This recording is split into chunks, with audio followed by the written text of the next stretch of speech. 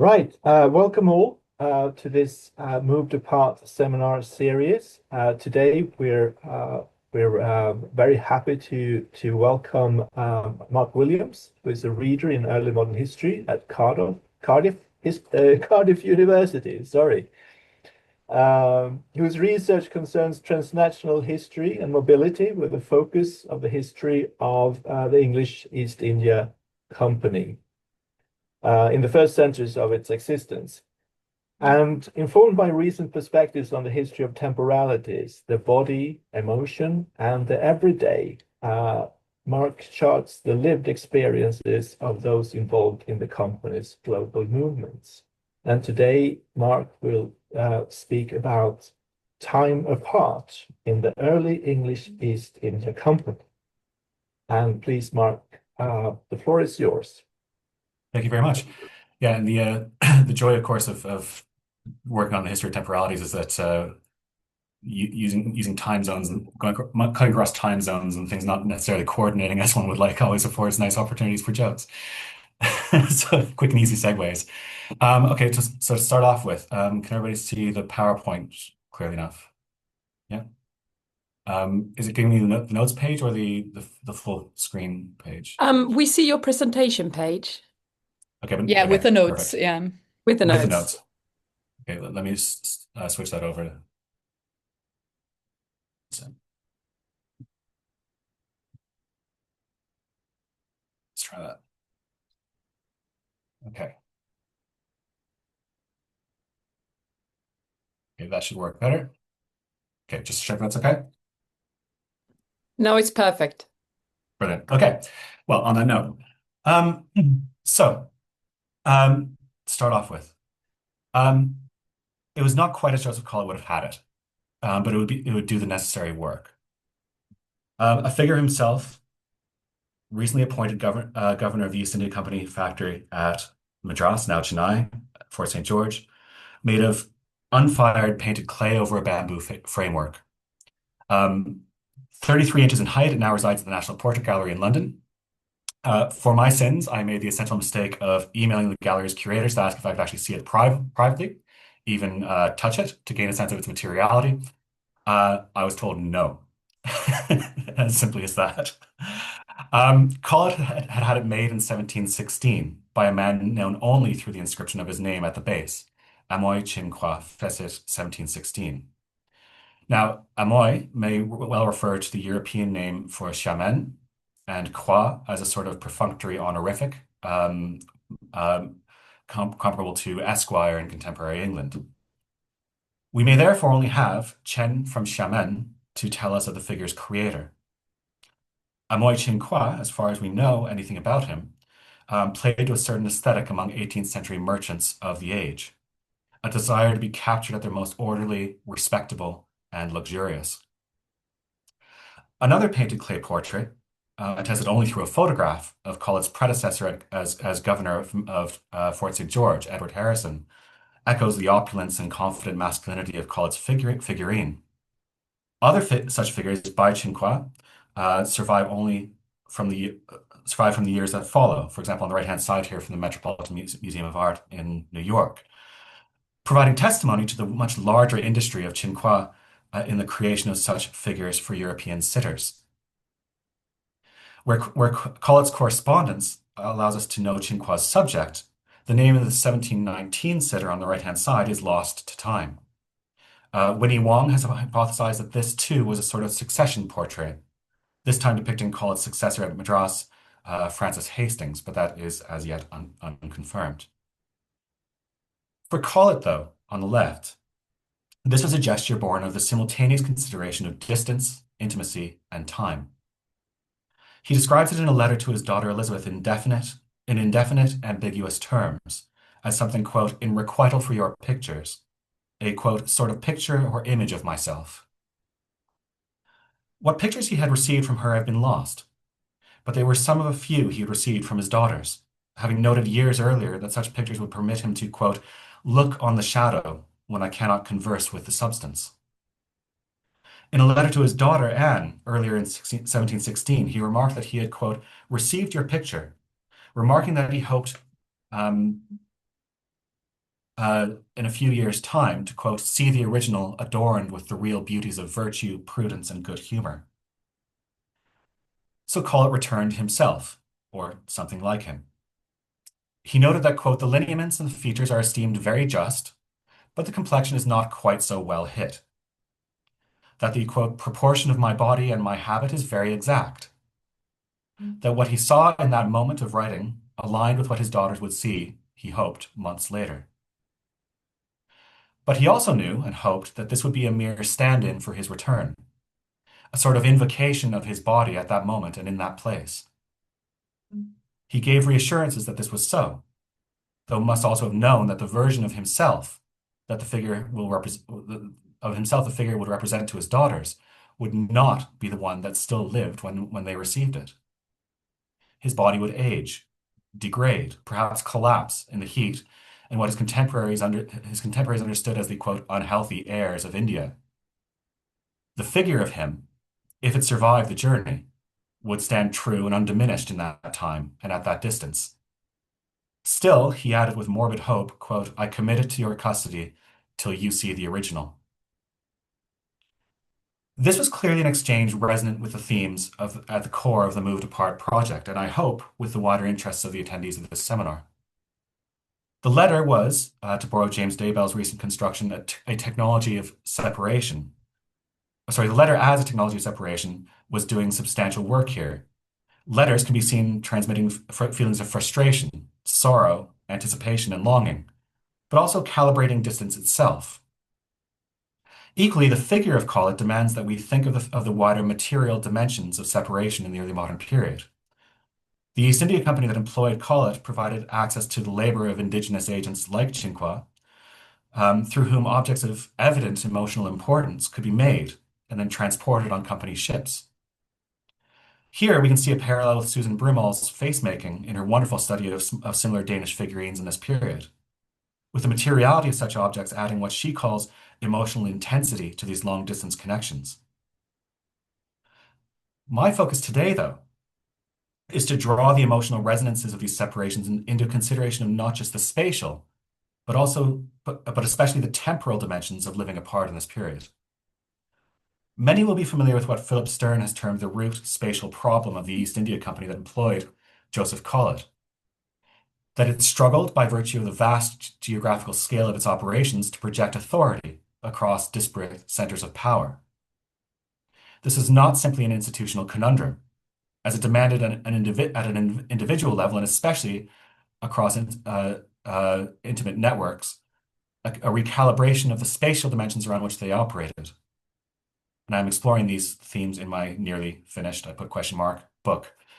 But at the other side of the struggle was a reckoning with novel and multivalent understandings and calibrations of time in these new settings. Colet and his family were obviously attuned to these concerns. Separation was acutely felt and articulated through complex emotional expression, but also comprehended through an always adapting temporal lexicon of variously aging, anticipation, reminiscence, the slowing and quickening of time's passage, the precise and measured alongside the embodied and the experiential. As I will show, the East India Company itself was deeply concerned with the management of time in the pursuit of reliable, sustainable profit to navigate these necessary separations. But it was only one of many timekeepers in these situations, and separation was felt more intensely when measured by other means. A wealth of recent work on the history of temporalities by variously Matthew Champion, Vanessa Ogle, Lisbeth Corrins, to name a few, has drawn our attention to myriad ways in which time was articulated and felt, particularly in fixed localities, such as Champion's Leuven or Corrins in Aachen. But time on the move has largely been discussed as a modern problem around standardization and a sort of chrono-imperialism. My concern here is the role that temporalities played in articulating, exacerbating, or even at times ameliorating feelings of separation in the vast world that the East India Company opened up for people like the Colet family. So to start with, the East India Company's obsession with the measuring and management of time can perhaps be seen in a source like this one. This is a ledger kept by Sir Charles Peers, which resides in the Bodleian Library at Oxford. Creatively entitled List of United East India Company Ships Sent Abroad, it details the name, cargo, time of embarkation, arrival, and return, and the total assets aboard every company ship between the 16th of April, 1703, and the 22nd of August, 1727. At the time of the ledger ending, Peers had been a salter, or a member of the Salters Company in London, a councilman for Aldgate Ward, the Sheriff of London, the Lord Mayor of London, twice the Director of the Bank of England, and since 1714, so at that point for 13 years, a chairman of the East India Company. As a reckoning with time, the ledger presents certainty in the face of what was otherwise beyond company control. 329 voyages are recorded in these years, 142 different ships. Some names recur. The ships Montague and Streatham, 400 and 350 tons respectively, left England together on the 16th of April to 1703. They managed numerous successful voyages in the span of 20 years, ranging as far as China, each captained by 3 different men in the course of these decades. 25 ships never returned. This was, it actually turns out, a relatively low rate of attrition for the age. The reasons for their not having returned are given in cold and officious terms. Ships like the Duchess and the Jane listed only as taken. Others like the Dover, the Edward and Dudley, the Herbert, and the Sherborne are more specific, listed as taken by the French. Some are lost in known places, like the Loyal Hester, lost in Persia. Many more are simply listed as lost without the meager confidences of an accompanying geography. The ledger buries stories like the Bombay frigate, quote, blown up in India, with no further detail than that, frustratingly, or the Cassandra taken by pirates. Here, time is a measure of investment and return, efficiency and profit. Peers's eye suggests that with enough observation, time itself could serve the company's interests, even in the face of disruption and separation. It makes regular, reliable time out of irregularity. Embedded in the ledger is the hope that if measured, time itself can be regulated and controlled. It turns the experience of separation into what is coldly quantifiable, and a necessary, perhaps negligible consequence of these emergent efficiencies. Now, on the ground, of course, separation was a different matter, and the East India Company, alongside its competitors, developed mechanisms to live with and even shape the temporal problems created by spatial and emotional separation. As Miles Ogborn has shown, the regulation of company space through the standardizing of recording practices and correspondence, especially from the 1670s onward under the reforming directives of Stransham Master, was an attempt to make more efficient and dependable what had previously been disparate and inconsistent. The standardized recording of council minutes, accounts, and regular correspondence between the smaller factories, the headquarters or later presidencies in Surat, Fort St. George, and Bombay, and the London directors through time-stamped documents and routinized reports, all gave a sense of synchronicity in company mechanics. Here, company practice echoed that of competitors like the Dutch East India Company, which decades earlier had issued directions with its servants to maintain its Dach registers or journals to record quotidian affairs, and seemingly banal but actually quite vital details like weather patterns and the regularity of church services. But these were also the new temporal rhythms that shaped the realities of separation at an operational level. Correspondence of any kind, alongside human and non-human mobilities, could only function efficiently in an environment where disruptions could be anticipated and planned for. It should not be surprising, therefore, that we see an early obsession with the measuring of tides, the frequency of the monsoon, and the nature of typhoons in early company discourse. In 1673, for instance, a company servant named Henry Baker, then the second mate of a ship called the Zante, wrote a report for the company chief at Tonkin in Vietnam about what he termed, quote, the flowing of the waters before Bat Shah at the mouth of the Red River, between the 10th of May to the 5th of June, 1673. The year of his report was an important one for the company, as it had only the year before been readmitted to the Kingdom of Tonkin after more than 50 years of civil war in the region and a major diplomatic rupture which had seen most European merchants expelled. But Baker was there to watch the sea, and did so assiduously, writing, as you see before you, the time of my being at Batshah, I found the waters to have no course with the moon, but one new moon. It was a full sea at the 7th day of the new moon, and another time, the 5th day of the new moon, it was full sea, and almost 2 hours difference of the time of the day. And all over the bay, it is full sea at the same time, that it was there at that the country people reported, but could not learn the certain course of the tides, for in every moon the tides differ. Baker was by no means the only person interested in these measurements.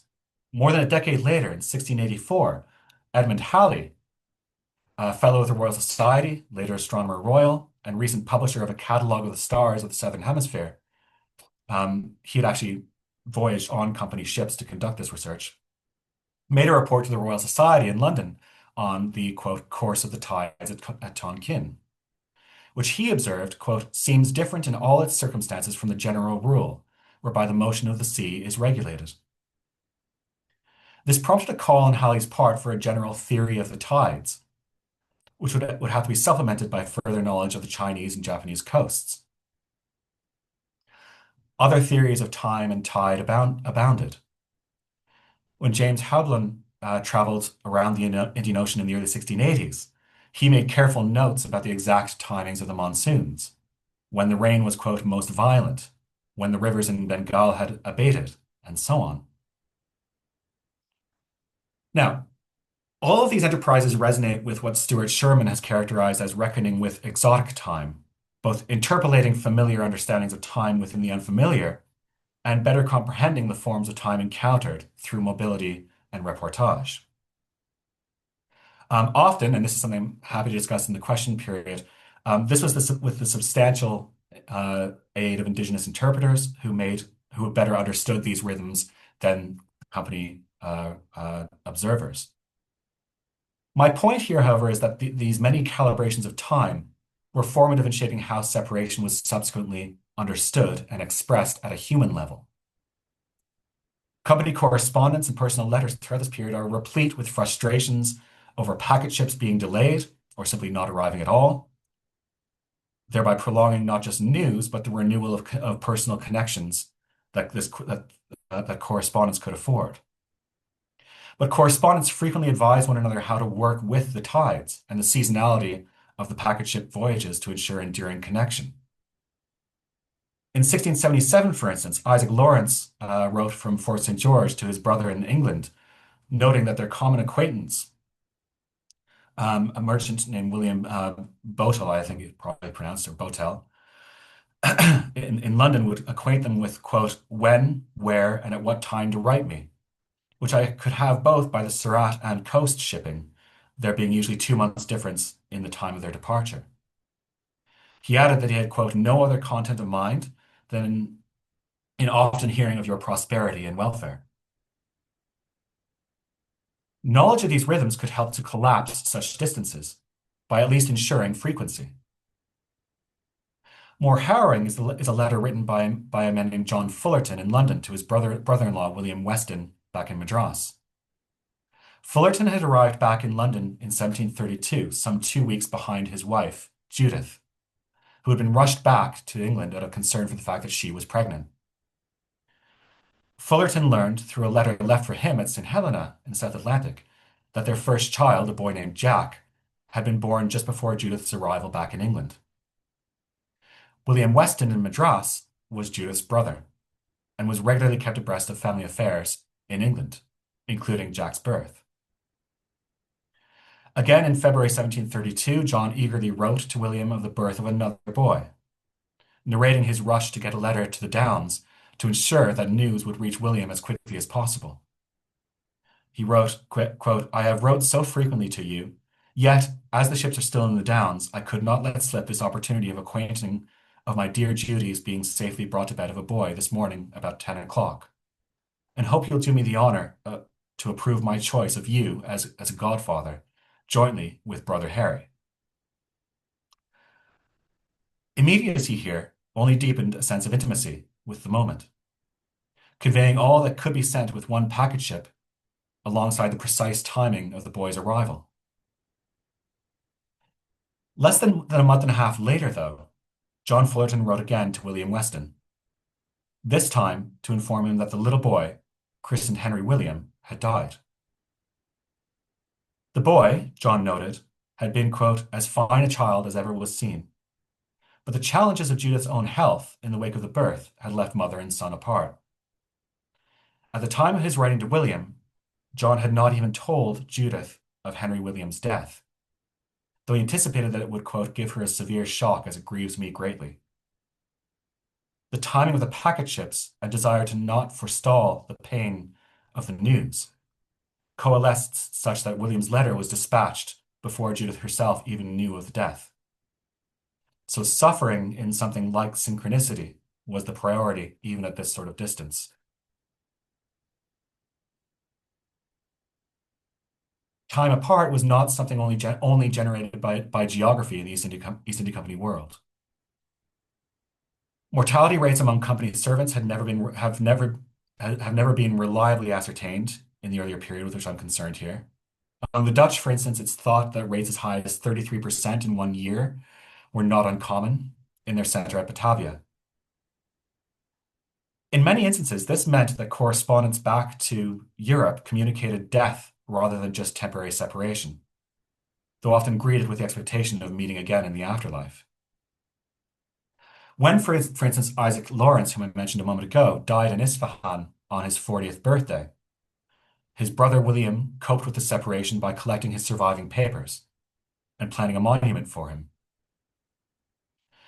For others, though, separation occurred while abroad and brought with it radical reappraisals of time's value. When, on the 24th of November, 1733, Elizabeth Walsh died in Fort St. George of what her sister Alice termed a consumption, family reports were replete with references to her rapid deterioration after the death of her husband, Joseph, 2 years earlier. Both sisters, born into the Masculine family that would later be connected to Robert Clive through marriage, had married company men, exchanging letters to one another between Fort St. George, Madras, and Bengkulu in Indonesia over the course of some 10 years there. In January 1723, Elizabeth could write to her sister Sarah back in England that she had been unable to write home, quote, by the last ships, because she had been under, quote, too much pain and uneasiness, being then very near my time. She was pregnant. The child, Jack, or Jackie to the family, had arrived on the 17th of October the previous year. As new bonds were made, separation became more and more the norm. Elizabeth's son Jack, as he grew older, was sent from Bengkulu to Madras at the age of 5 for education. And even at the time of his father Joseph's death, it was understood it would be, quote, his utter ruin if he were to return to Indonesia, as he is, quote, the picture of his dear father. Separation brought about reappraisal of Elizabeth's life story. She wrote, I have caused to curse the house I was born, and the fatal day when I set foot on shore in this cursed place. She wrote this to her brother-in-law, John, adding that while she wished she might forget Joseph to ease her sufferings, his lovely image is too deeply graven on my heart each minute of my life. Elizabeth became more isolated in Joseph's absence, with news that his finances were in disarray when he had died. Left, quote, every day more destitute, she wrote that her lone and involved circumstances would doom me for the remainder of my days to this detested place.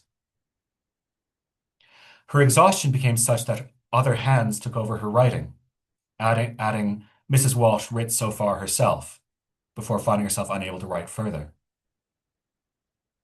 Time and separation were interwoven across a longer life cycle, from marriage to motherhood to grief and death. It would be a mistake, though, to assume that time and separation always worked at cross purposes. When employed to amplify or qualify emotions, to generate empathy, or to resynchronize correspondence at a distance, references to time and its passing could again bring together what was apart. Looking back to William and Isaac Lawrence, William pictured on the right-hand side here, unfortunately there's no surviving portrait of Isaac, both of whom I mentioned earlier in this paper. We can see not just specific moments of writing or composition across days and weeks, take Foreman Williams' outbound letters to Indonesia and then Persia, but the composition of entire annals being written and sent abroad to reconstruct the year in England that Isaac had missed. What was published by Gerald Aylmer in 1961 as the Diary of William Lawrence was, in fact, a month-by-month account by William of the year 1675. That incidentally is the scheduled 9:30 fire alarm test that happens every Monday morning here, which again is a meta comment on sort of the broader themes of synchronicity and so forth that I intend to have. That was deliberate. So a month-by-month account by William of the year 1675 from March onwards, occasioned by, quote, another separation into a more distant and a more dangerous clime. William, noting that his last letter, quote, showed my own melancholy, qualified that this annal would instead give you a lepid account of things and persons. My 2022 article gives more detail than I can here, but events alternate as he as he writes the annal between the intensely local in some instances. So, for example, the ignominious death of the local pastor, nicknamed scandalously Signor Cazzo for his lecherousness, and the national, including crises of parliament and fears of Catholic plots. These, according to Williams, served a different purpose in reckoning with distance. In July, for example, he wrote that a letter disrupted his desire to not interweave his discourse of news with my private grief. He likened his melancholy to that of a clock, measuring minutes, hours, and days, while he wished, quote, that your absence may wear away and expire. But William continued to write across temporal registers. He wrote in the present, noting, I am traveling to London, or here is now commotion amongst the weavers. He would write in the immediate past, who he met with, who he had spoken to, who he had heard, or what he had heard. But he also wrote about the anticipated and hoped for future, often beginning entries with, when you read this. Rare as such a source is, it again speaks to the possibility that the passing of time and the sense of separation it engendered could be responded to through practices that helped to ease feelings of dislocation and rupture through a sense of synchronicity across these great distances. To briefly conclude, it's perhaps a bit glib to talk to a room full of historians whose stock in trade is in the passage of time and its meanings. But it remains the case that much of what the global turn has engendered in historical discourse is so dominated by its spatial dimensions that we risk losing sight of the fact that for those caught up in this global shift, time was how they measured and comprehended what it was to move and to be apart. Like Collett and his daughters, company servants, their families, and those connected across these networks of intimacy and dependency understood time as a barrier, but also as a means of translating their circumstances across these distances, providing a way of ameliorating loss or giving reassurance that this time was full and valuable and could be regained. To have moved was a spatial problem, yes, but to have moved apart was a temporal one. Thank you very much.